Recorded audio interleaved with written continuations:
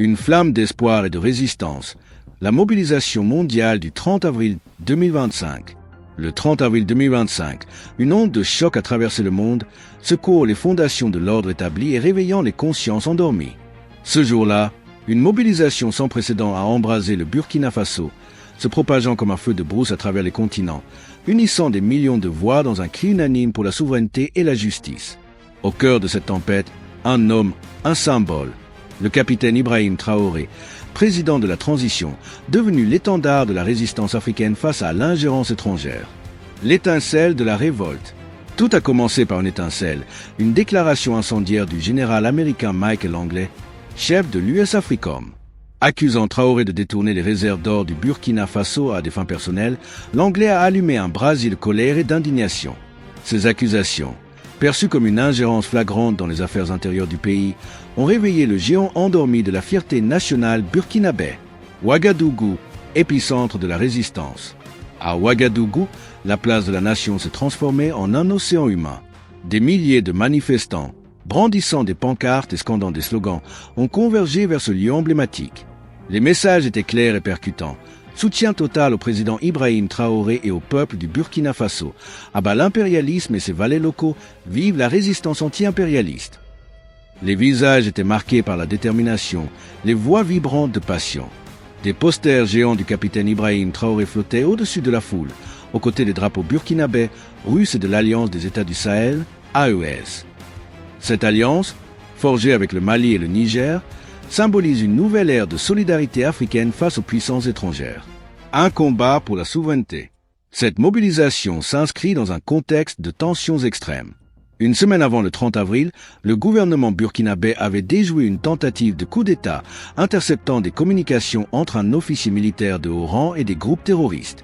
Ces révélations ont renforcé la détermination du peuple à défendre sa souveraineté et à soutenir son président. Le président Traoré, dans ses discours, a réaffirmé son engagement envers la souveraineté nationale et la résistance à toute forme d'ingérence étrangère.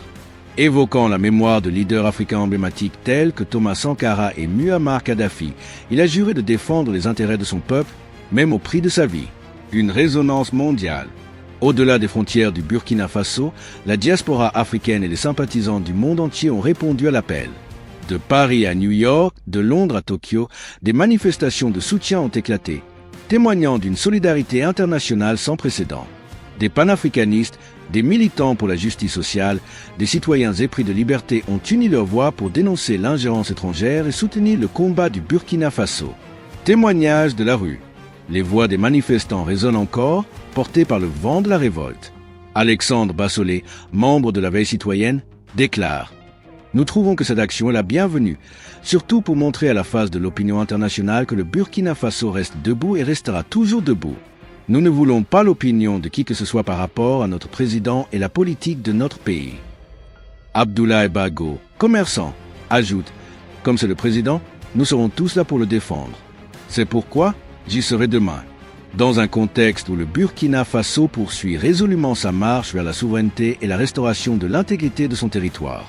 Je suis indigné de constater des tentatives répétées de déstabilisation du pays. Salih Zongo, un autre commerçant, souligne « Le 30 avril 2025, nous allons montrer, au meeting, aux yeux du monde entier que le Burkina Faso est un pays responsable, mais aussi un État qui décide en toute souveraineté de ce qui est bien pour ses populations. » Un tournant historique. Cette journée restera gravée dans l'histoire comme un tournant décisif dans la lutte pour la souveraineté africaine. Elle marque le début d'une nouvelle ère où les peuples opprimés se lèvent pour réclamer leur droit à l'autodétermination. Le 30 avril 2025 est plus qu'une simple date. C'est un symbole, un cri de ralliement pour tous ceux qui aspirent à la liberté et à la justice. L'héritage de Sankara. Le capitaine Ibrahim Traoré, par son combat et sa détermination, s'inscrit dans la lignée des grands leaders africains qui ont osé défier l'ordre établi. Comme Thomas Sankara avant lui, il incarne l'espoir d'une Afrique libre et souveraine, maîtresse de son destin. Son message résonne au-delà des frontières, inspirant des millions de personnes à travers le monde. Un avenir radieux. Le 30 avril 2025 restera à jamais gravé dans les mémoires comme le jour où le peuple burkinabé et ses alliés ont uni leur voix pour défendre la souveraineté, la dignité et l'avenir de l'Afrique. Ce jour marque le début d'une nouvelle ère où la résistance et la solidarité triomphent de l'oppression et de l'ingérence. C'est un appel à l'action, un cri de ralliement pour tous ceux qui aspirent à un monde plus juste et équitable. En ce jour historique, le monde a vu naître une nouvelle flamme d'espoir, une flamme qui brûlera éternellement dans le cœur de ceux qui aspirent à la liberté et à la justice. Le combat continue, mais l'avenir s'annonce radieux, porté par la détermination et la solidarité des peuples unis.